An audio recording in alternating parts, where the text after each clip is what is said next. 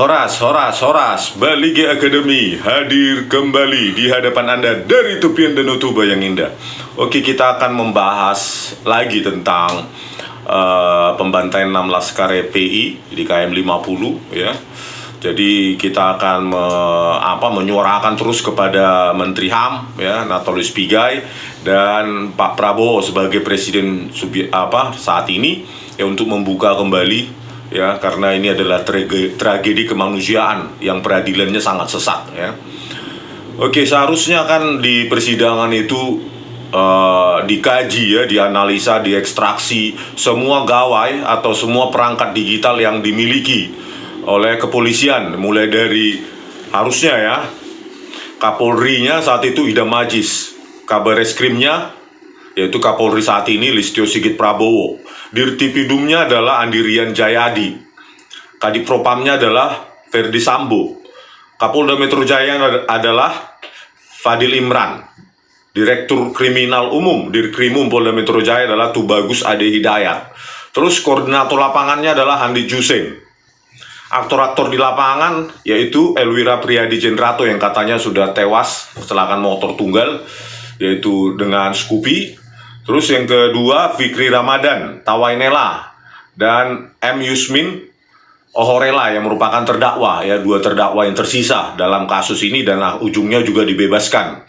Dituntut juga hanya 6 tahun oleh JPU dan kemudian dibebaskan alias vonis lepas ya. Terus aktor lapangan lainnya itu Faisal Alaya, terus Guntur Pamungkas, terus Tony Suhendar, terus Adi Ismanto ya, Adi Ismanto. Terus ada tim CCTV KM 50 yang merupakan tim CCTV juga kasus rekayasa ya, pembunuhan Brigadir Joshua Huta Barat ya. Hendra Kurniawan, Cuk Putranto, terus Ari Cahya Nugraha alias Acai. Harusnya kan kalau tidak sesat ya, rantai komando ini kan jelas harusnya ya. Harusnya diekstraksi semua gawai atau semua perangkat digital yang mereka miliki, baik laptop, HP dan lainnya gitu.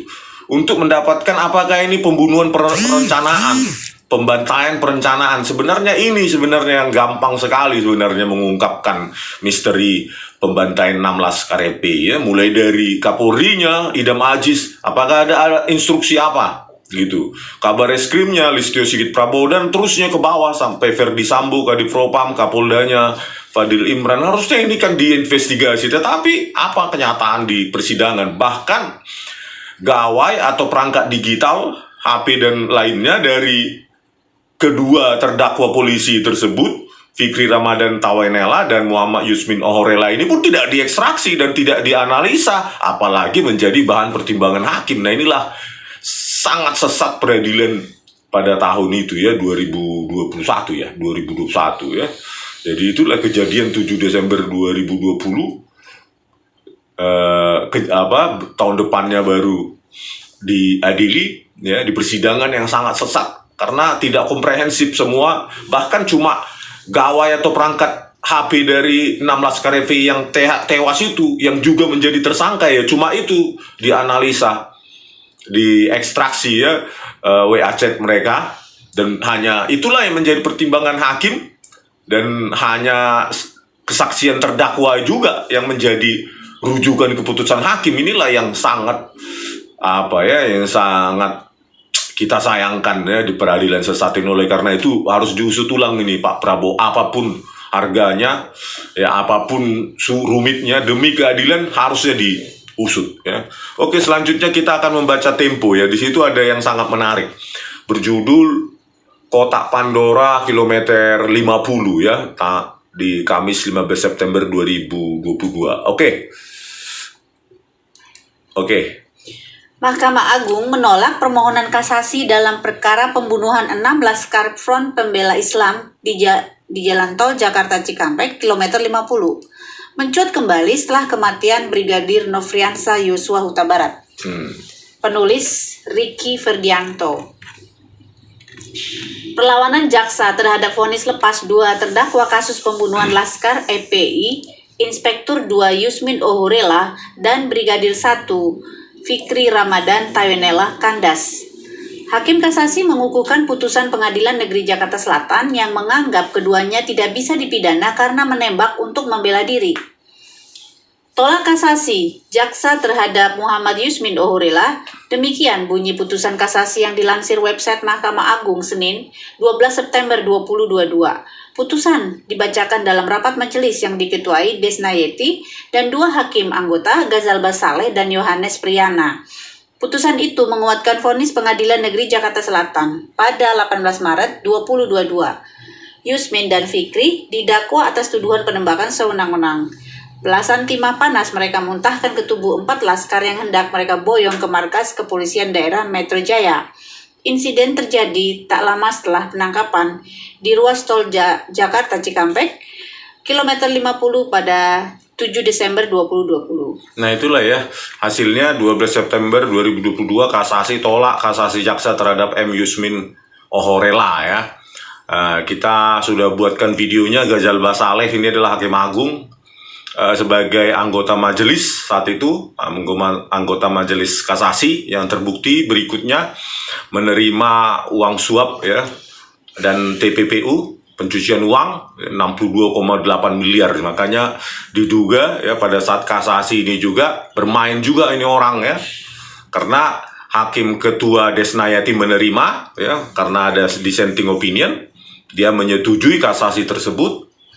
Dan anggotanya ini Ghazal Basaleh dan Yohanes Priyana. Nah, Yohanes Priyana ini juga perlu diinvestigasi, kok bisa masuk akalnya ya pembelaan diri dengan tindakan terpaksa tetapi bisa sampai 4-5 tembakan di dada kiri. Itu kan jauh dari masuk akal ya, pembelaan diri 4-5 kali tembakan di tempat yang sama.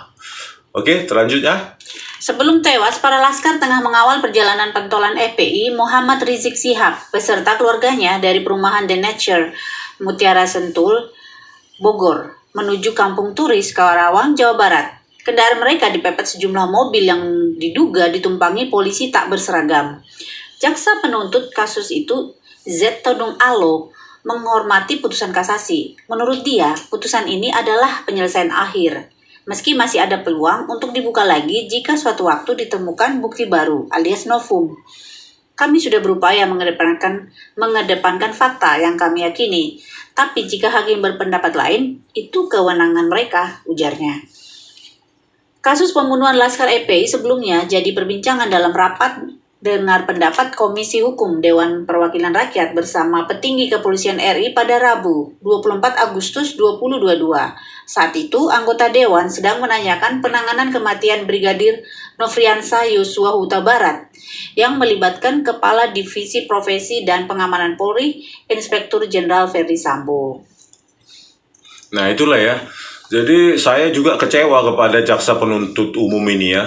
Yang di sini tertulis itu Z. Todung Alo menghormati putusan kasasi. Ini adalah penyelesaian akhir. Meski masih ada peluang untuk dibuka lagi ya, kalian sendiri di persidangan tidak menuntut ya, itu yang paling vital saya bilang ya. Ekstraksi HP mulai dari Kapolrinya Idam Aziz, Kabareskrimnya Listio Sigit Prabowo, Dirtipidum Bareskrimnya Andirian Jayadi, Kadipropamnya Verdi Sambo, Kapoldanya Fadil Imran, harusnya sampai ke bawah, sampai Handik Jusin, sampai eksekutor di lapangan. Ini kan perlu digali, tapi Anda tidak menuntut itu. Ya akhirnya sidang sesat ya kan. JPU-nya asal menerima saja. Bayangkanlah, sangat sepihak ya.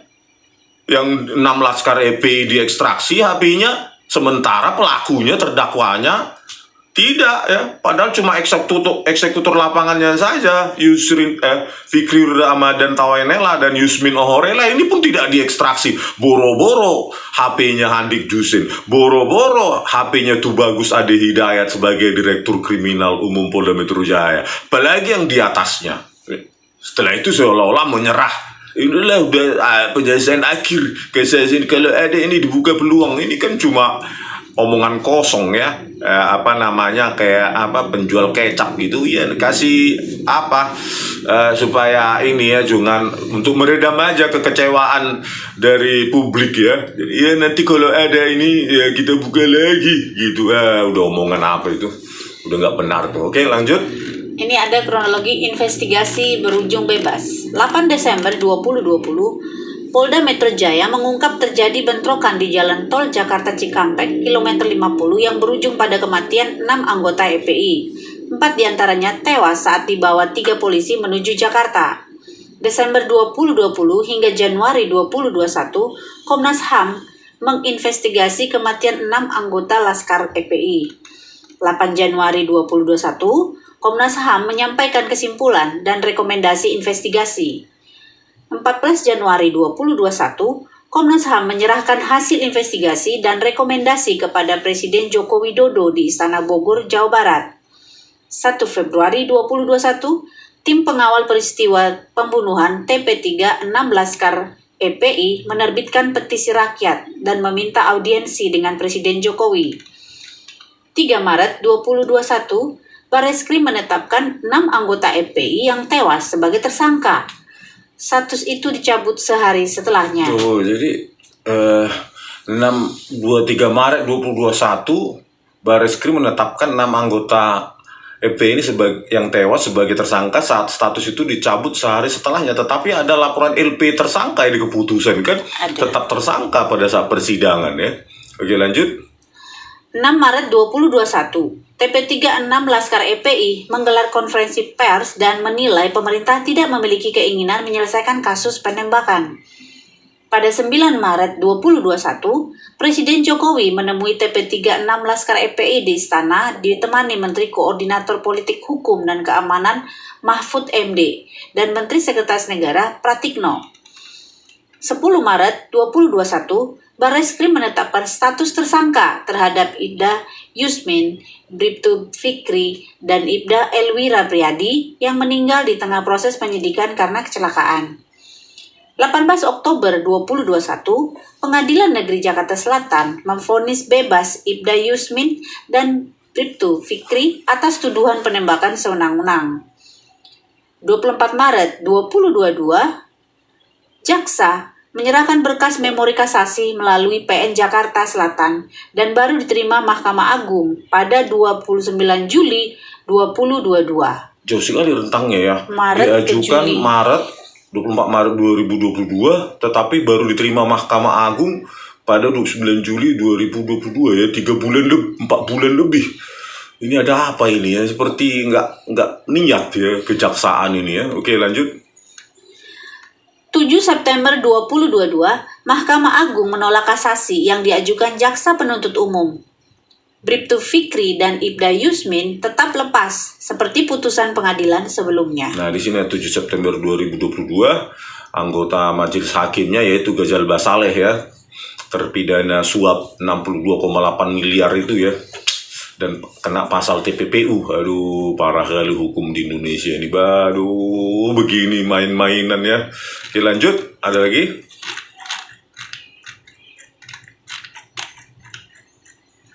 Rekonstruksi penembakan. Pertama, mobil Daihatsu Xenia yang membawa 4 anggota Laskar dan 3 polisi bergerak dari tempat peristirahatan kilometer 50 menuju Jakarta. Kedua, 1 polisi duduk di kursi depan, seorang lagi menyetir. 1 polisi dan 1 anggota FPI duduk di kursi tengah.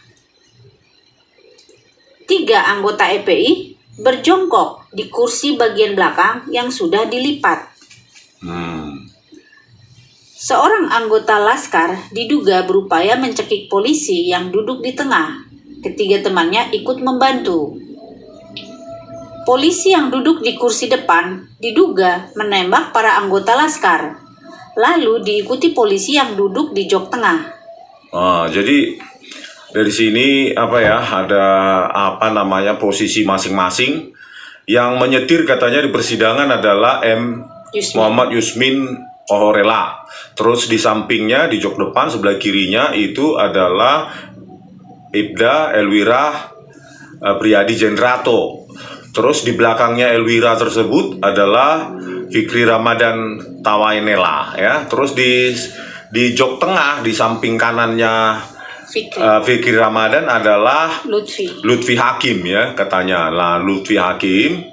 Terus di belakangnya dari apa namanya Fikri Ramadan adalah Muhammad Reza katanya. Muhammad Reza inilah katanya di persidangan melakukan pencekikan dan penonjokan dibantu oleh dua lainnya yang ada di belakang ya. Jadi posisinya 3 orang Laskar FPI itu di kursi jok belakang senior tersebut. Terus yang di tengah itu ada 2, Fikri Ramadan polisi dan Lutfi Hakim. Nah, Lutfi Hakim ini juga katanya membantu penonjokan. Nah, itulah ya, tetapi secara visum et repertum katanya Fikri Ramadan ini cuma goresan sayatan 6 cm saja, kan nggak cocok dengan narasi mereka yang mengatakan bahwa terjadi pencekikan, penjambakan, penonjokan, pengeroyokan ya, tidak sesuai dengan visum et repertum dari Fikri Ramadan tersebut. Kemudian di sini juga ya yang aktif menembak itu hampir semua ya kalau nggak salah. Tapi yang paling banyak menembak adalah Ibda Elwira Priyadi Jendrato yang duduk di samping kiri dari driver ya, supirnya Yusmin Ohorela ini ya, Yusmin Ohorela, polisi juga. Tetapi bayangkan ya, dia bisa menembak